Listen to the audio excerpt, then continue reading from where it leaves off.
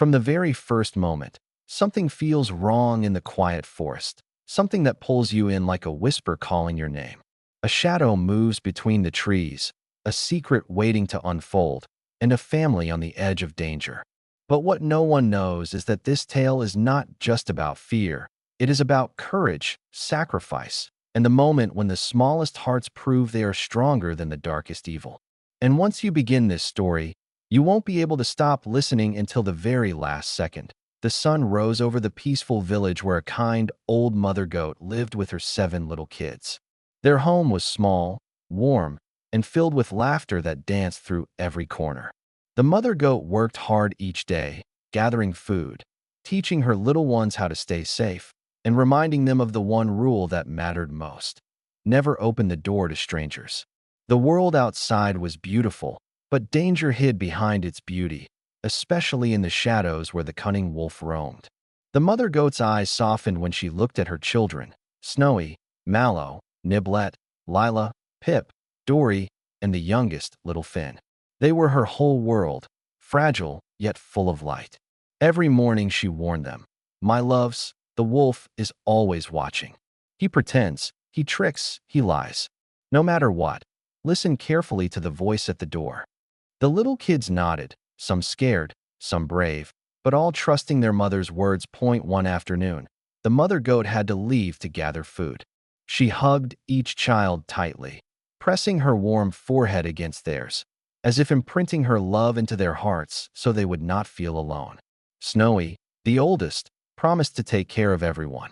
Little Finn tugged on his mother's leg, asking if she would be gone long, his voice trembling.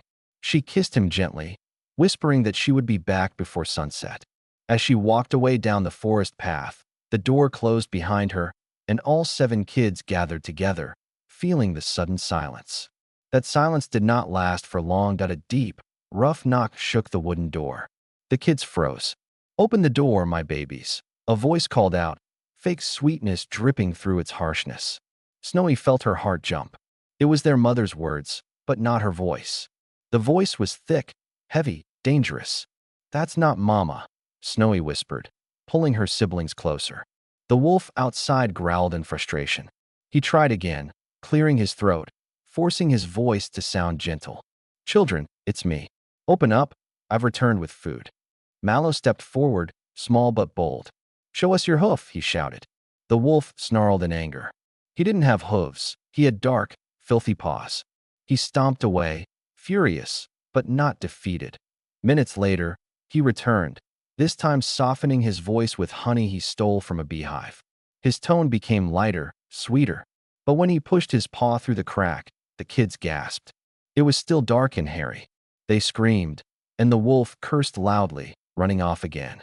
The little goats huddled together, shaking, not realizing that the real challenge had only just begun. The wolf spent hours plotting until he found a bakery where he forced the baker to coat his paws in white flour. Now his voice was soft, his paws looked like hooves, and he had the patience of a monster waiting for one mistake. When he knocked again, the voice was gentle. The hoof he showed was white. Snowy hesitated, her heart pounding. Little Finn cried softly, wanting his mother. The moment of doubt cracked their courage. The latch lifted. The wooden door opened. The wolf burst inside with a howl that shattered their world. The room exploded with panic. The kids ran in every direction, their tiny feet thudding across the floor, their breaths sharp and terrified. Snowy pushed Finn toward the cupboard, yelling at him to hide. Lila dove behind the curtains. Mallow jumped into the flour bin.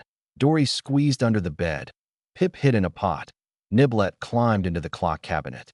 The wolf's jaws snapped like thunder. One by one, he found them, pulling, grabbing, devouring their cries. Only little Finn remained hidden, trembling in the silence, alone and waiting in the darkness. When the mother goat returned and saw the destroyed house, her hands shook as she touched the broken furniture, the overturned chairs, and the tiny hoof prints scattered in fear. She called out each child's name, her voice cracking with each unanswered call. Then she heard a faint sound, a tiny sob from the cupboard. She opened the door to find little Finn, trembling and covered in flour. He fell into her arms, crying so hard his whole body shook. Between sobs, he told her everything. The mother goat felt her heart tear apart, but beneath her grief, something stronger rose, a burning determination. She cupped Finn's face, wiping his tears, whispering, "We will save them. I promise you." She took Finn and followed the wolf's trail deep into the forest until she reached a giant tree where the wolf slept, his belly swollen, snoring loudly. The mother goat's eyes burned with hope when she heard faint cries coming from inside his stomach. Her children were alive. She acted quickly. Using Finn's little scissors they always carried for trimming plants, she carefully opened the wolf's belly. One by one, her children tumbled out, weak, frightened, and sobbing, but alive. They hugged her, clinging to her like they had returned from a nightmare. Together they filled the wolf's stomach with heavy stones and stitched it back. When the wolf woke up, he staggered toward the river, thirsty and dizzy. The weight dragged him into the water, and the current swallowed him forever. The 7 kids stood by the river with their mother, watching the final ripple fade.